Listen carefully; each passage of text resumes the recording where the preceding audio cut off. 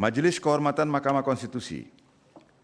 Putusan nomor 01-L-M-03-2024, nomor 02-L-M-03-2024, nomor 05-MK-MK-L-03-2024, demi kehormatan, keluhuran martabat, serta perilaku Hakim Konstitusi berdasarkan ketuhanan yang Maha Esa, Majelis Kehormatan Mahkamah Konstitusi, Majelis Kehormatan yang dibentuk berdasarkan keputusan Ketua Mahkamah Konstitusi nomor 1 tahun 2024 tentang pembentukan dan keanggotaan Majelis Kehormatan Mahkamah Konstitusi 2024 tanggal 2 Januari 2024 telah memeriksa, mengadili dan memutus laporan dugaan pelanggaran kode etik dan perilaku Hakim Konstitusi dengan uraian sebagai berikut. 1. Identitas pelapor. 1.1. Perorangan warga negara Indonesia. Nama Ziko Leonardo Jagardo Simanjuntak, sarjana hukum, pekerjaan advokat. Alamat Jalan Aris Asri 4 Romawi E 16/3 Meruya Utara, Kembangan, Jakarta. 1.2. Perorangan warga negara Indonesia. Nama Alfon Pratama Sitorus, pekerjaan mahasiswa. Alamat Gria Bukit Jaya, Blok T 14/14 RT 010/024 Gunung Putri. Nama Junaidi Malau, pekerjaan mahasiswa. Alamat Telaga Pesona, Blok N4 nomor 1 RT 011 /017 Telaga Murni, Cikarang Barat.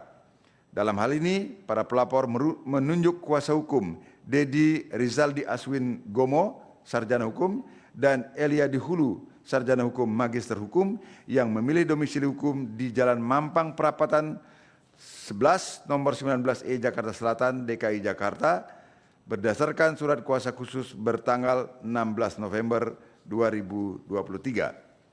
1.3. Perorangan warga negara Indonesia. Nama Harjo Winoto, pekerjaan advokat. Alamat Revenue Tower 19 floor Sudirman Central Business District or SCBD, District 8, Jakarta, Indonesia. Selanjutnya disebut para pelapor. Mengajukan laporan terhadap 2. Identitas terlapor. Nama Anwar Usman, tempat tanggal lahir Bima 31 Desember 1956, jabatan Hakim Konstitusi, alamat Gedung Mahkamah Konstitusi, Jalan Medan Merdeka Barat nomor 6 Jakarta Pusat 10110, selanjutnya disebut Hakim terlapor. Majelis Kehormatan telah membaca laporan para pelapor, mendengar keterangan para pelapor, memeriksa bukti-bukti para pelapor dan hakim terlapor, mendengarkan keterangan atau pembelaan hakim terlapor, duduk perkara, dan seterusnya dianggap dibacakan.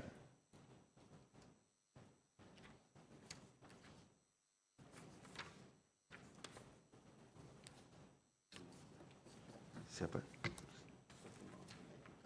Ya. Ada baca?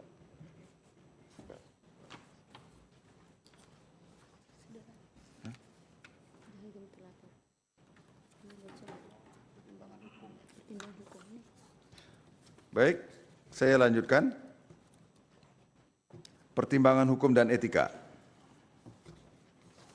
Menimbang bahwa sebelum mempertimbangkan pokok-pokok laporan, Majelis Kehormatan terlebih dahulu akan menguraikan mengenai kewenangan Majelis Kehormatan dan kedudukan hukum pelapor sebagai berikut. Kewenangan Majelis Kehormatan dianggap dibacakan. Kedudukan hukum pelapor, menimbang bahwa berdasarkan pasal 1 angka 8 Jungto pasal 15 ayat 1 PMK 1/2003 dianggap dibacakan.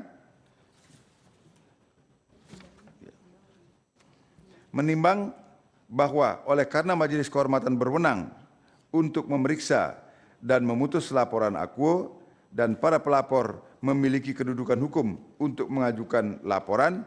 Selanjutnya, Majelis Kehormatan akan mempertimbangkan pokok-pokok laporan para pelapor sebagai berikut.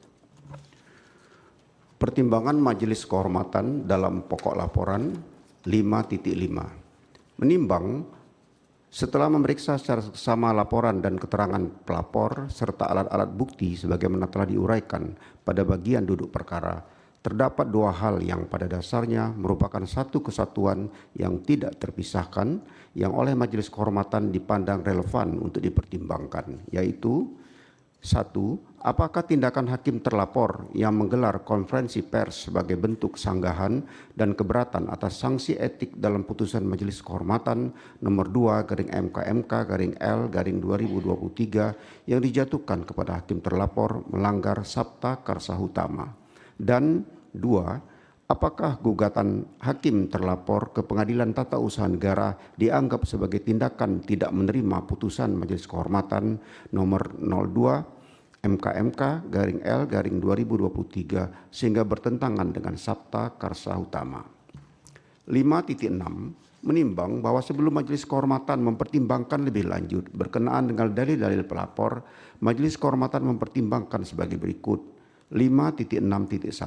Bahwa oleh karena pentingnya keberadaan kode etik dan perilaku hakim konstitusi atau Sabta Karsa Utama sebagaimana halnya dengan kode etik dan perilaku hakim pada umumnya berlaku secara universal, maka sebelum mempertimbangkan kedua hal tersebut sebagaimana diuraikan pada prinsip paragraf 5.5 di atas, Majelis Kehormatan memandang perlu untuk menjelaskan relevansi bahkan keniscayaan dan keberadaannya dalam kaitannya dengan keberadaan kode etik dan perilaku hakim konstitusi. 5.6.2 bahwa keberadaan kode etik dan perilaku hakim konstitusi atau Sabta Karsa Utama tidak dapat dilepaskan, bahkan merupakan syarat yang tidak dapat ditiadakan, conditio sine qua non dari amanat yang sekaligus merupakan kebutuhan konstitusional untuk menghadirkan sosok-sosok pengemban jabatan hakim konstitusi yang dalam dirinya dipersyaratkan harus melekat integritas, kepribadian yang jujur, tidak tercela, negarawan yang menguasai konstitusi dan ketatanegaraan, serta tidak merangkap sebagai pejabat negara. Sebagaimana secara eksplisit disuratkan dalam pasal 24C ayat 5 Undang-Undang Dasar 1945 dengan amanat dan sekaligus kebutuhan konstitusional sebagaimana diamatkan oleh pasal 24C ayat 5 UUD 1945 tersebut, maka dalam diri seorang hakim konstitusi yang dituntut oleh konstitusi bukanlah semata-mata kepakarannya dalam bidang konstitusi dan ketatanegaraan, melainkan juga kepribadian, sikap, dan perilaku etisnya dalam mengemban jabatan yang dipercayakan kepadanya. Dalam konteks itu pula seharusnya titik tolak pemahaman diletakkan dalam menjawab pertanyaan mengapa seleksi terhadap hakim konstitusi dilakukan dengan melibatkan 3 organ konstitusi, yaitu DPR, Presiden, dan Mahkamah Agung yang dalam gagasan negara modern merepresentasikan pemegang 3 kekuasaan utama dalam negara. 5.6.3 bahwa beratnya persyaratan yang dilekatkan pada sosok yang mengemban jabatan hakim konstitusi sebagaimana diuraikan dalam pertimbangan pada subparagraf 5.6.2 di atas secara rasional merupakan tuntutan kebutuhan yang tak terhindarkan karena hakim konstitusi adalah pilar utama sekaligus ruh Mahkamah Konstitusi. Sementara Mahkamah Konstitusi tidak lain adalah pengawal konstitusi dan sekaligus penafsir konstitusi yang penafsirannya atau yang dituangkan atau tercermin dalam putusan-putusannya mengikat seluruh warga negara dan penyelenggara negara. Sebagai pengawal dan penafsir konstitusi, Undang-Undang Dasar 1945, Mahkamah Konstitusi diberi kewenangan besar untuk mengadili dan memutus pada tingkat pertama dan terakhir yang putusannya bersifat final, menguji undang-undang terhadap Undang-Undang Dasar, memutus sengketa kewenangan lembaga negara dan kewenangannya diberikan oleh Undang-Undang Dasar, memutus pembubaran partai politik, serta memutus perselisihan tentang hasil pemilihan umum, pasal 24C ayat 1 Undang-Undang Dasar 1945. Selain itu, Mahkamah Konstitusi juga diwajibkan memberikan putusan atas pendapat DPR mengenai dugaan pelanggaran oleh Presiden dan atau Wakil Presiden menurut Undang-Undang Dasar pasal 24C ayat 2 Undang-Undang Dasar 1945. Fungsi mengawal dan menafsirkan konstitusi itu hanya akan berjalan dengan baik manakala Mahkamah Konstitusi mendapatkan kepercayaan penuh dari rakyat.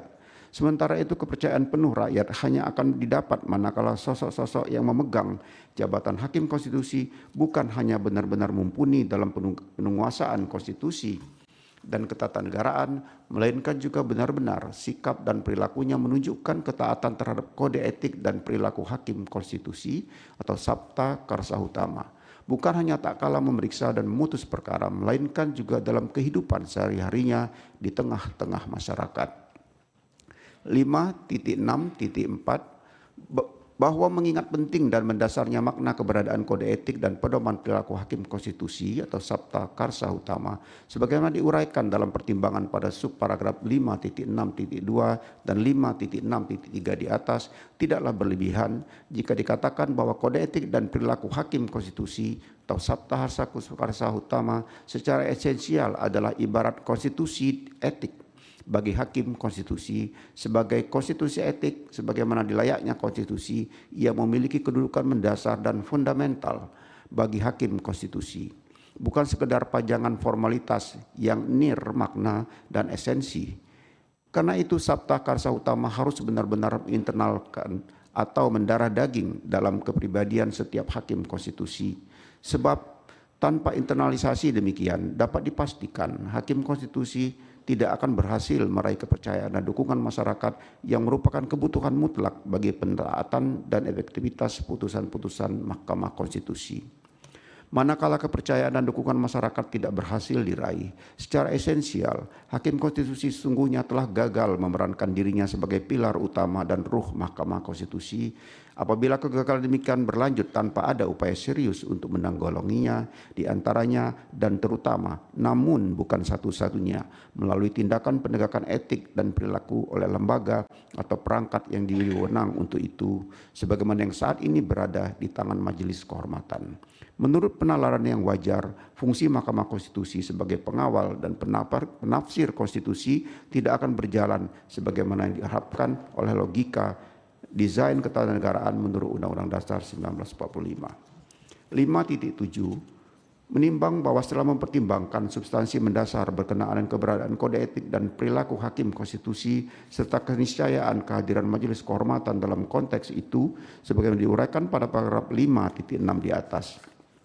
Selanjutnya Majelis Kehormatan akan mempertimbangkan kedua hal yang diduga mengandung isu pelanggaran kode etik dan perilaku hakim konstitusi diuraikan pada paragraf 5.5 yang pada dasarnya merupakan satu kesatuan yang tidak terpisahkan.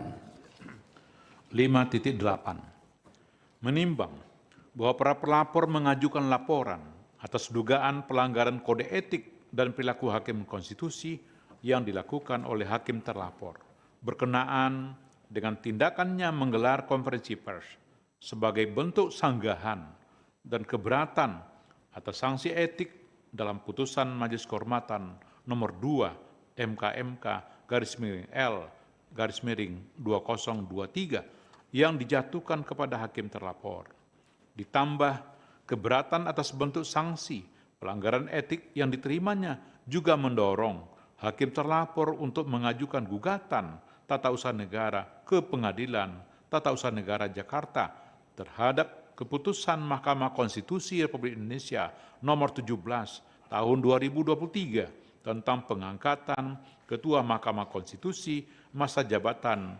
2023-2028 bertanggal 9 November 2023. Terhadap kedua tindakan dan peristiwa yang oleh pemohon didalilkan sebagai pelanggaran kode etik dan perilaku hakim konstitusi tersebut, Majelis Kehormatan mempertimbangkan sebagai berikut. 5.8.1 bahwa Majelis Kehormatan perlu membaca kembali transkrip konferensi pers hakim terlapor serta memperhatikan dengan seksama rekaman pernyataan hakim terlapor dalam konferensi pers yang menjadi fakta atas dugaan pelanggaran kode etik dan perilaku hakim konstitusi yang dilaporkan oleh para pelapor. Majelis Kehormatan menemukan bahwa pernyataan yang disampaikan hakim terlapor, baik secara tersirat maupun tersurat, menunjukkan gelagat dan sikap bahwa hakim terlapor tidak dapat menerima putusan Majelis Kehormatan nomor 2 MK/L/2023. Pokok pernyataan yang disampaikan hakim terlapor merupakan sanggahan dan bantahan atas proses maupun isi putusan, maka Majelis Kehormatan termasuk bentuk sanksi yang dijatuhkan kepadanya. Sikap tidak dapat menerima putusan Majelis Kehormatan tersebut setidaknya tercermin dalam beberapa pernyataan yang diantaranya dianggap telah dibacakan. 1, 2, 3. Majelis Kehormatan memandang tidak perlu untuk menilai secara satu demi satu dari seluruh pernyataan yang disampaikan hakim terlapor dalam konferensi pers dimaksud, apakah mengandung unsur-unsur yang patut diduga melanggar kode etik dan perilaku hakim konstitusi sebagaimana tertuang dalam Sabta Karsa Hutama, dan sebagaimana pula dijadikan dalil dugaan pelanggaran kode etik dan perilaku hakim konstitusi oleh para pelapor dalam laporannya. Hal yang menurut Majelis Kehormatan menjadi perhatian utama adalah sikap tidak dapat menerima atau legowo atas putusan Majelis Kehormatan nomor 2 /MK/L/2023 yang ditujukan oleh hakim terlapor dengan menggelar konferensi pers. Dalam konferensi pers tersebut, hakim terlapor secara terbuka menyampaikan kepada publik yang diliput oleh berbagai media, khususnya perihal keberatannya mengenai prosedur beracara, pertimbangan Majelis Kehormatan, dan sanksi. Berdasarkan substansi konferensi pers dan cara hakim terlapor menyampaikannya, tampak nyata bahwa hakim terlapor bukan hanya tidak menerima putusan Majelis Kehormatan nomor 2 /MK/L/2023, melainkan juga membuat pernyataan yang menggambarkan bahwa pembentukan Majelis Kehormatan merupakan bahagian dari skenario untuk menjatuhkan kehormatan dan martabat hakim terlapor. Ditambah kenyataan bahwa sikap tersebut ditunjukkan secara terbuka dan disampaikan kepada khalayak luas dalam sebuah konferensi pers yang diliput oleh media nasional. Majelis Kehormatan merasa perlu menilai apakah sikap untuk tidak dapat menerima putusan yang dijatuhkan oleh lembaga penegak etik seperti Majelis Kehormatan tergolong sebagai bentuk tindakan yang patut diduga melenceng dari kode etik sebagai pedoman dari kode etik sebagai pedoman perilaku yang merupakan panduan bagi seorang hakim konstitusi untuk bersikap tindak. Namun, sebelum menanggapi dan menguraikan lebih lanjut mengenai dugaan pelanggaran di atas, Majelis Kehormatan juga menemukan fakta sebagaimana didalilkan oleh para pelapor dan pada saat ini telah diketahui secara luas oleh masyarakat berupa adanya gugatan yang disampaikan oleh hakim terlapor ke Pengadilan Tata Usaha Negara Jakarta. Gugatan dimaksud secara langsung maupun tidak langsung merupakan dampak susulan dari hal musabab yang ditimbulkan dari adanya putusan Majelis Kehormatan nomor 2 /MK/L/2023 yang menjatuhkan sanksi atas pelanggaran etik yang dilakukan oleh hakim terlapor. Tindakan hakim terlapor yang mengajukan gugatan ke PT UN bagi Majelis Kehormatan merupakan fakta yang memperkuat penilaian bahwa hakim terlapor tidak dapat menerima putusan Majelis Kehormatan nomor 02 /MK/L/2023, bahkan melakukan reaksi dan perlawanan terhadap putusan tersebut dan menunjukkan sikap itu secara terbuka dalam tindakan yang diketahui oleh publik secara luas. Secara kelembagaan, tindakan yang dilakukan oleh hakim terlapor memiliki pengaruh yang secara langsung maupun tidak langsung terhadap marwah dan keluhuran martabat Mahkamah Konstitusi dan tingkat kepercayaan masyarakat terhadap Mahkamah Konstitusi. Oleh sebab itu, penting bagi Majelis Kehormatan untuk mempertimbangkan dan menilai apakah tindakan dan sikap tindak dapat menerima putusan Majelis Kehormatan nomor 2/MK/L/2023 yang ditunjukkan hakim terlapor secara terbuka dan diketahui kelayak ramai patut diduga merupakan bentuk pelanggaran etik sebagaimana termaksud dalam Kode Etik dan Perilaku Hakim Konstitusi. 5.8.2 bahwa terhadap paparan dan fakta sebagaimana diuraikan dalam paragraf 5.8.1 di atas, Majelis Kehormatan berpendapat hakikat etika lebih cenderung memenuhi elemen sebagai norma kesusilaan. Etika merupakan himbauan moral bagi setiap orang ataupun pemangku kepentingan untuk dipedomani ketika berperilaku. Dalam perkembangannya, etika dituangkan dalam aturan hukum yang umumnya dibungkus dalam bentuk kode. Dengan menjelma sebagai kode etik, maka etika juga memiliki warna sebagai norma hukum dengan segala konsekuensinya. Di sisi lain, ketika etika dituangkan dalam bentuk kode atau kanon dan dimaknai sebagai aturan hukum, maka karakteristik himbauan moral yang menjadi warna dari etika memudar. Kode etik bergeser menjadi susunan aturan yang digunakan untuk menakut-nakuti agar tidak terkena sanksi. Padahal sebagai panduan moral, etika seharusnya dipegang sebagai rambu-rambu untuk berperilaku baik. Dalam perkembangannya dewasa ini, kode etik yang dimaknai sebagai aturan hukum menuntut adanya upaya penegakan. Imbasnya dibutuhkan perangkat oleh lembaga yang difungsikan untuk menegakkan kode etik.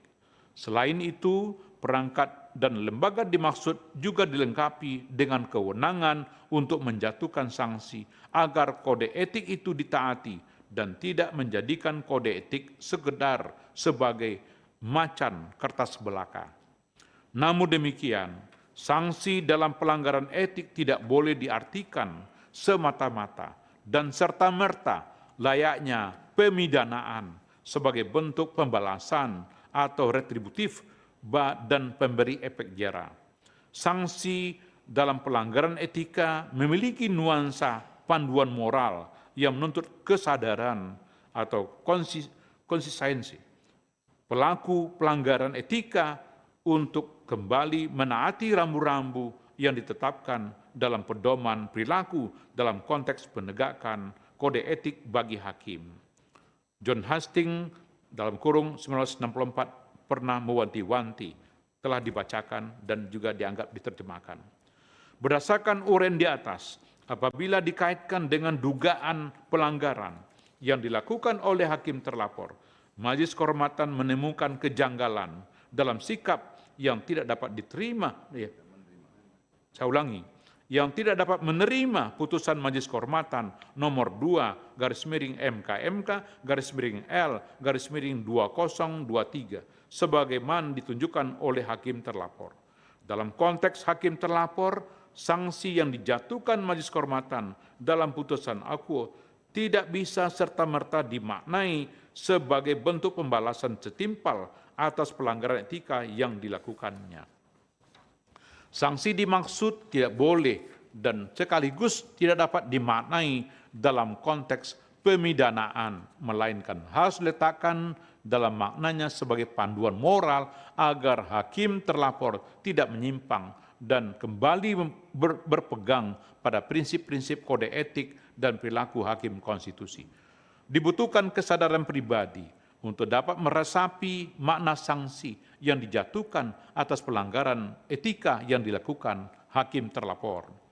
Apabila kemudian muncul pertanyaan perihal sanksi yang dijatuhkan tidak seimbang dan setimpal dengan bentuk pelanggaran etika yang dilakukan, maka perlu dipahami bahwa kedudukan sebagai hakim menuntut dirinya, menuntut diri pribadinya untuk senantiasa memegang teguh prinsip-prinsip kode etik dan perilaku hakim konstitusi.